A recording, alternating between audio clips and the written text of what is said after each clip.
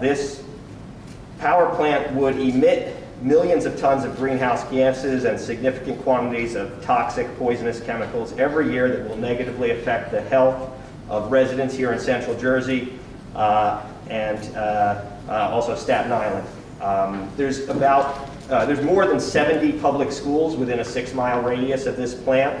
As you know, there's already an existing 725 megawatt gas-fired power plant there. This would be almost doubling the emissions, and we're talking about 148.7 tons of nitrogen oxides, 123.6 tons of particulate matter, 110.3 tons of carbon monoxide, 49.9 tons of VOCs or volatile organic compounds, 39.9 tons of sulfur dioxide, 77.6 tons of total suspended particles, 125.5 tons of ammonia, and 25.1 tons of sulfuric acid. Those are just some of the items that they are asking for permission to emit into the atmosphere. And as someone who lives about 6 miles away from this, I am strongly against it.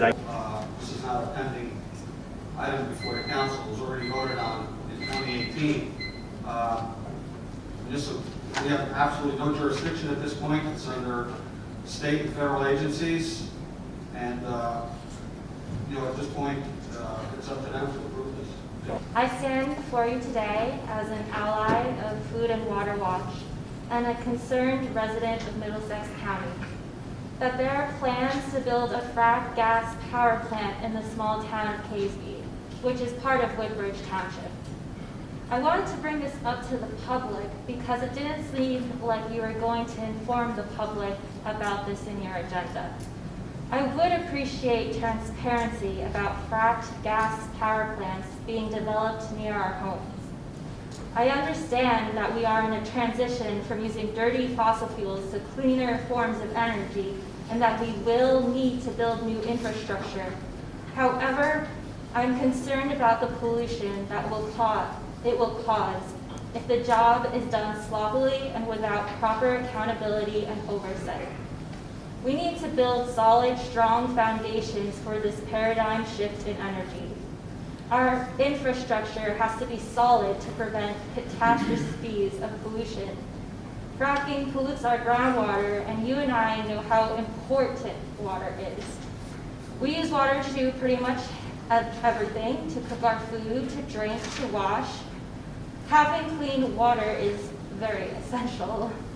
Let me emphasize my concern that we are wading through new territory, and safety and preventative measures should be priority over your concern for profits.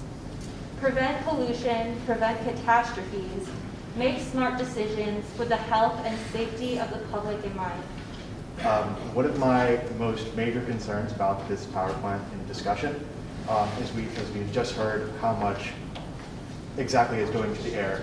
And that's one of my major concerns, especially because not only do I live here, but also do my friends and loved ones. We know in the area that this power plant is planned. There's actually many schools as well in this area. And I think we should be taking into consideration as well the health of our young children in the area as well. That much area, that much kind of stuff going up into the atmosphere is never good. We know climate change is real, and I know many folks here believe that as well. And if we want to move to green and renewable sources in an efficient way, this is not the way to do it, especially when this is such a pressing issue. And finally, I would like to leave you with, when climate problems are not solved quickly, it becomes very quickly a public health problem as well. Thank you. I'm concerned about the lack of transparency with the public and the misinformation that was given. The definition of a fossil fuel is a fuel formed in the earth from plant or animal remains, including coal, oil, or natural gas. My understanding is that is what that second CPV plant will in fact be doing. Natural gas, I know, is often optimistically referred to as the clean or a cleaner source of energy, but that is arguably very misleading.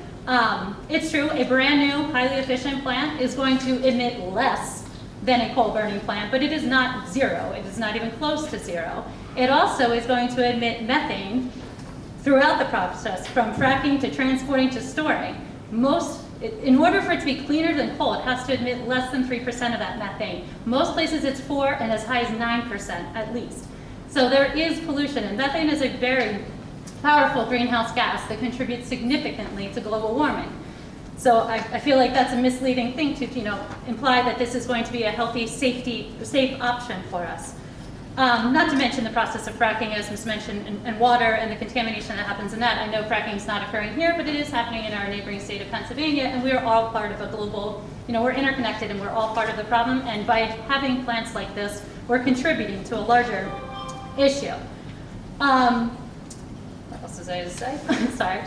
After the past year, I think we've all developed a deeper appreciation for simply being able to breathe, which means we should be doing what we can to protect that ability and to keep our air as clean and healthy as possible. My understanding is that this plant was already approved, but it's not too late as community leaders to reevaluate that decision, and you can take a stand by encouraging the state to not approve that permit and to move towards more, sustainable, renewable sources of energy in our town. The township website, in fact, boasts about Greenable Woodbridge initiatives and its sustainable Jersey ratings.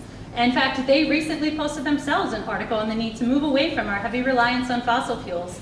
And this plant is in direct conflict with that vision. I mean, it's like you can have all the great local initiatives like rain gardens and walkability and stuff like that, but when you're contributing to the bigger issue in a substantial way, you're just greenwashing. It's just performative, it's symbolic. It's like hugging a tree and saying, I love the planet. You're contributing to the overall problem.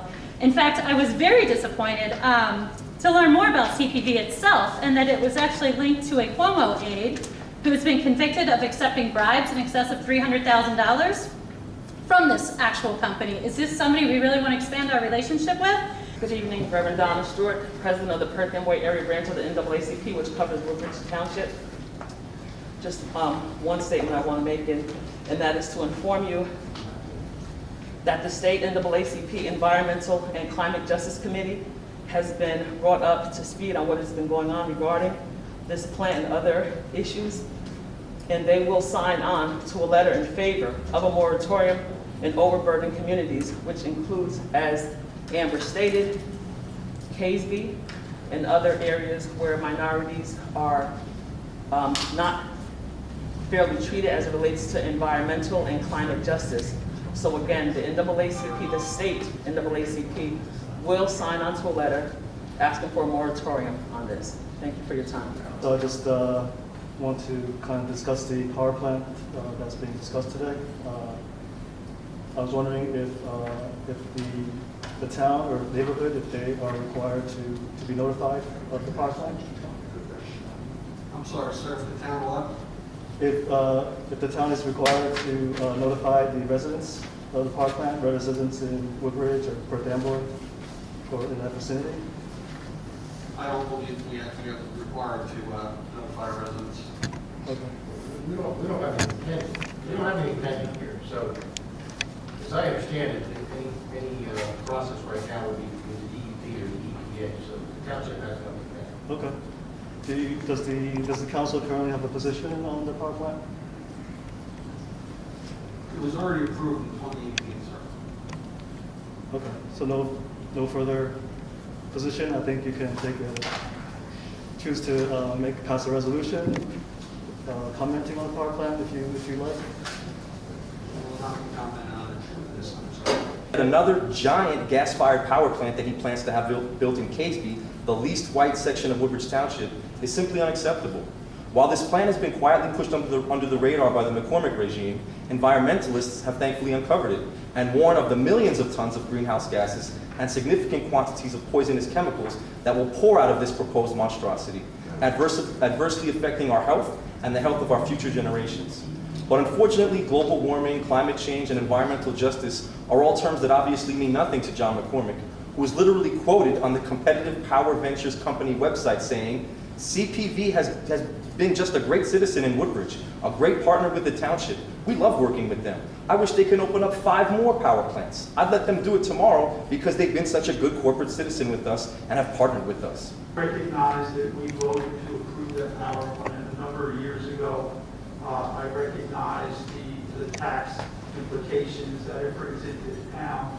A few things concern me. One is since we voted that in, there's been legislation, I believe appropriately titled Environmental Justice, that brings in, as Ms. Garrett brought up, overburdened communities, which I feel that is part of. While I do recognize that it's somewhat water over the dam, I would wonder if administration could somehow at least express the concern of these people, whether it's in a letter or whatever it is. I would just, I would feel better about it if we could possibly do that. So I'm requesting that through you, Mr. President, and we'll go where it is. And then one other point I want to make, the term was used during the open portion of the meeting of abatement. I think that people are referring to pilots, which the first word of a pilot is payment in lieu of taxes, and it does bring considerable money into the town. If you have an elected official that's going to tell you they're going to lower the tax rate, they're not really speaking properly. Your goal is to minimize any kind of tax increases, try to stabilize it, and pilot programs attract certain businesses into the community that will contribute to the tax base. Of course, in the case of the power plant, you're always striking that balance. So thank you for that time. When they get the order to be about Council the energy President, and I not just wanted racism to to them. acknowledge Council Kara's comments, and I'm in agreement with him regarding to send a letter to the residents acknowledging their concerns. Thanks.